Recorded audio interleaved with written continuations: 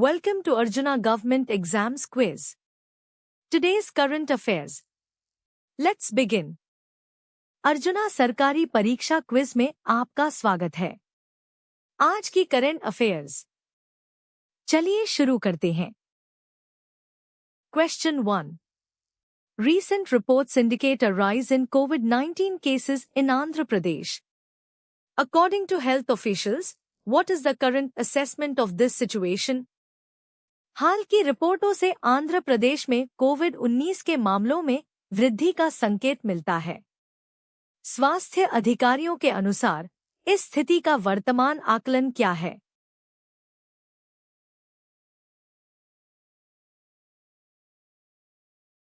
The correct answer is periodic cyclical viral circulations. According to health officials, the recent rise in COVID-19 cases in Andhra Pradesh is described as periodic cyclical viral circulations with no cluster outbreak. सही उत्तर है आवधिक चक्रीय viral संचरण।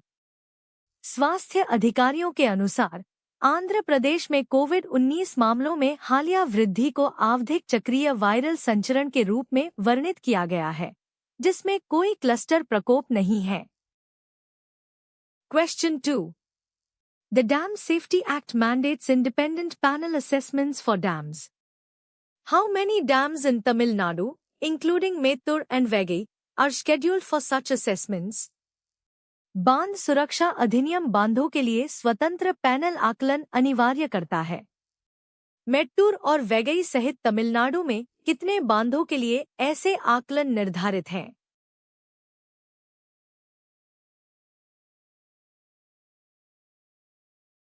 The correct answer is 86. 86 dams in Tamil Nadu, including Mettur and Veggai, are to come under the scanner of independent panels of experts for dam safety assessment by 30th December 2026. सही उत्तर है 86। तमिलनाडु में मेट्टूर और वैगई सहित 86 बांधों को 30 दिसंबर 2026 तक बांध सुरक्षा आकलन के लिए स्वतंत्र विशेषज्ञ पैनलों की जांच के दायरे में लाया जाना है। Question 3. Recently, which state launched a Smart Class initiative in 150 government schools and announced free GNET coaching?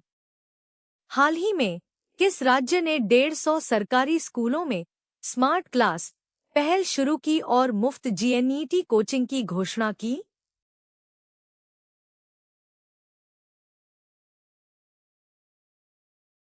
The correct answer is Bihar. Bihar recently launched a Smart Class initiative in 150 government schools and announced free GNET coaching. सही उत्तर है Bihar.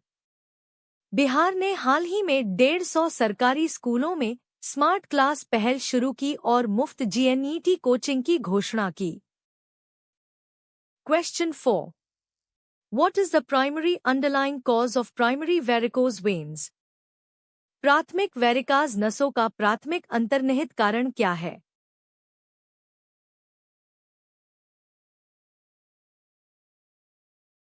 The correct answer is incompetent venous valves. Primary varicose veins are predominantly caused by the failure of venous valves, leading to reflux and pooling of blood. सही उत्तर है अक्षम शिरापरक valve. प्राथमिक वेरिकाज नसों का मुख्य कारण शिरापरक वाल्वों की विफलता है, जिससे रक्त का प्रतिप्रवाह और जमाव होता है। Question 5. A patient presents with dilated, tortuous superficial veins, aching legs, and ankle swelling, especially after prolonged standing. Which of the following is the most likely diagnosis? एक रोगी बढ़े हुए, मुड़ी हुई सतही नसों, दर्दभरे पैरों और टखने की सूजन के साथ आता है, खासकर लंबे समय तक खड़े रहने के बाद। निम्नलिखित में से सबसे संभावित निदान क्या है?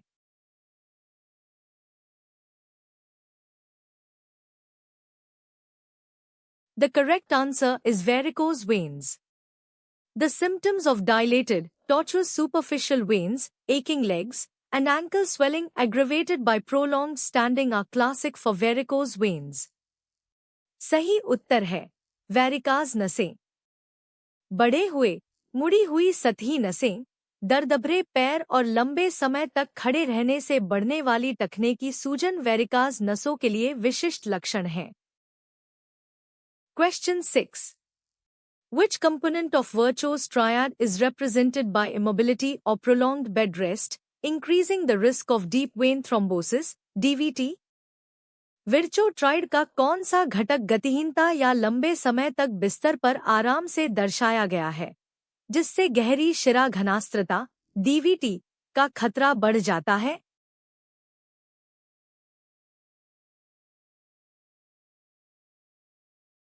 The correct answer is venous stasis. Prolonged immobility leads to venous stasis, a key component of Virchow's triad that promotes DVT formation. सही उत्तर है शिरापरक ठहराव, वीनस स्टेसिस। लंबे समय तक गतिहीनता शिरापरक ठहराव, वीनस स्टेसिस, का कारण बनती है, जो विर्चो ट्राइड का एक प्रमुख घटक है और डीवीटी के निर्माण को बढ़ावा देता है। Question 7. What is the most serious and potentially life-threatening complication of deep vein thrombosis, DVT? गहरी शिरा घनास्त्रता, डीवीटी, की सबसे गंभीर और संभावित रूप से जानलेवा जटिलता क्या है?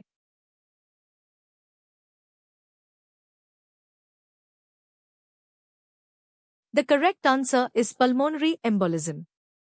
Pulmonary embolism occurs when a part of the thrombus, blood clot, dislodges from the deep vein and travels to the lungs, blocking a pulmonary artery. सही उत्तर है फुफ्फुसीय अंत शल्यता, पल्मोनरी एम्बोलिज्म। फुफ्फुसीय अंत शल्यता तब होती है जब थ्रोम्बस, रक्त का थक्का, का एक हिस्सा गहरी शिरा से अलग होकर फेफड़ों तक पहुंचता है, जिससे फुफ्फुसीय धमनी अवरुद्ध हो जाती है। Question 8. The classic symptom of peripheral arterial disease, PAD, characterized by pain in the leg muscles during exercise, relieved by rest, is known as.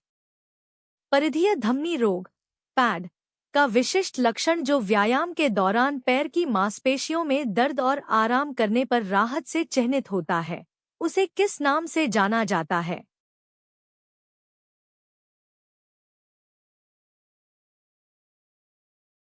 The correct answer is intermittent claudication. Intermittent claudication is the hallmark symptom of PAD, caused by insufficient blood flow to the leg muscles during exertion. सही उत्तर है अंतरायिक खंडित चाल, intermittent claudication. अंतरायिक खंडित चाल, intermittent claudication, pad का मुख्य लक्षण है, जो परिश्रम के दौरान पैर की मांसपेशियों में अपर्याप्त रक्त प्रवाह के कारण होता है। Question 9. Which of the following is the most important modifiable risk factor for peripheral arterial disease, PAD? निम्नलिखित में से परिधीय धमनी रोग, PAD, के लिए सबसे महत्वपूर्ण परिवर्तनीय जोखिम कारक कौन सा है?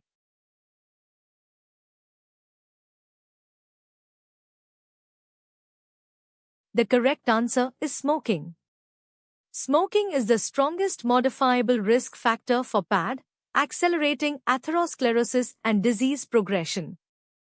सही उत्तर है धूम्रपान। धूम्रपान पैड के लिए सबसे मजबूत परिवर्तनीय जोखिम कारक है, जो एथेरोस्क्लेरोसिस और रोग की प्रगति को तेज करता है। Question 10. A true aneurysm involves which layers of the arterial wall? एक सच्चा एन्यूरिज्म धमनी की दीवार की किन परतों को शामिल करता है?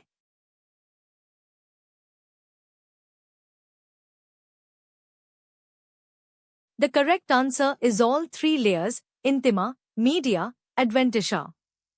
A true aneurysm is a localized dilation of an artery that involves all three layers of the arterial wall, intima, media, and adventitia. सही उत्तर है तीनों परतें, अंतरंग, मध्य, बाहरी। एक सच्चा एन्यूरिज्म धमनी का एक स्थानीयकृत फैलाव है जिसमें धमनी की दीवार की तीनों परतें शामिल होती हैं, अंतरंग, इंटिमा, मध्य, मीडिया और बाहरी, adventitia. Question 11. What is the most common location for an abdominal aortic aneurysm? A. पेट के महाधमनी एन्यूरिज्म ए के लिए सबसे आम स्थान कौन सा है?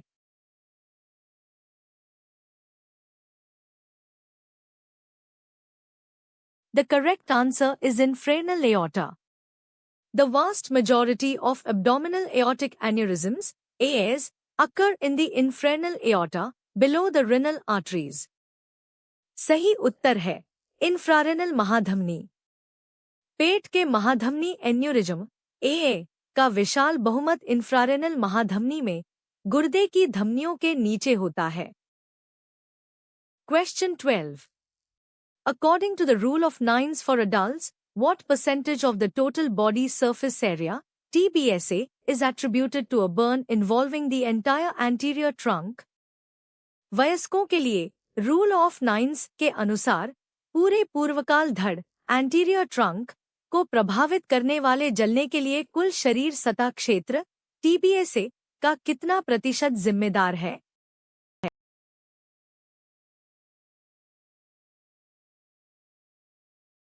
The correct answer is 18%. In the rule of nines, the entire anterior trunk, chest and abdomen is estimated as 18% TBSA, 9% for chest plus 9% for abdomen. सही उत्तर है 18%. रूल ऑफ नाइन्स में पूरे पूर्वकाल धड़, छाती और पेट को 18% TBSA, छाती के लिए 9% प्लस पेट के लिए 9% के रूप में अनुमानित किया जाता है। Question 13. A full thickness burn is characterized by damage to which layers of the skin? एक पूर्ण मोटाई जलने की विशेषता त्वचा की किन परतों को नुकसान है?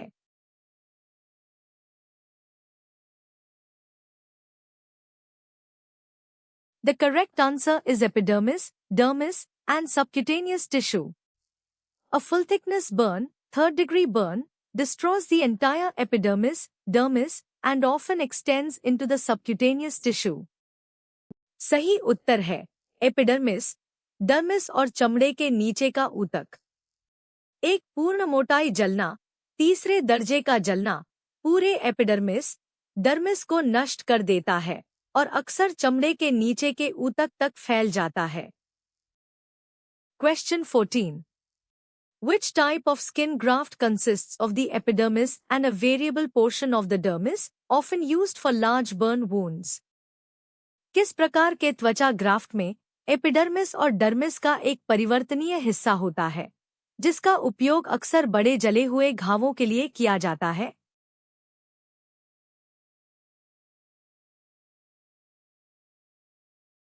The correct answer is split thickness skin graft. A split thickness skin graft, STSG, includes the epidermis and a portion of the dermis, allowing for larger coverage and faster healing of the donor site.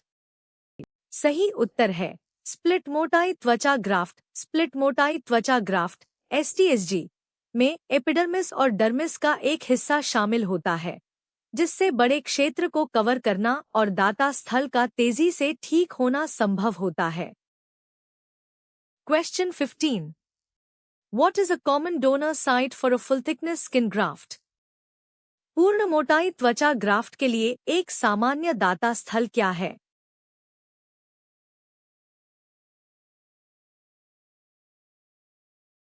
The correct answer is postauricular area, behind the ear.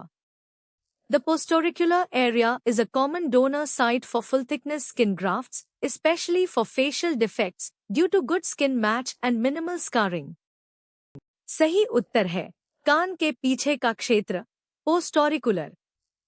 पोस्टोरिकुलर क्षेत्र, कान के पीछे, पूर्ण मोटाई त्वचा graft के लिए एक सामान्य दाता स्थल है, खासकर चेहरे के दोषों के लिए, क्योंकि यहाँ की त्वचा अच्छी तरह मेल खाती है और निशान कम होते हैं। Thanks for watching.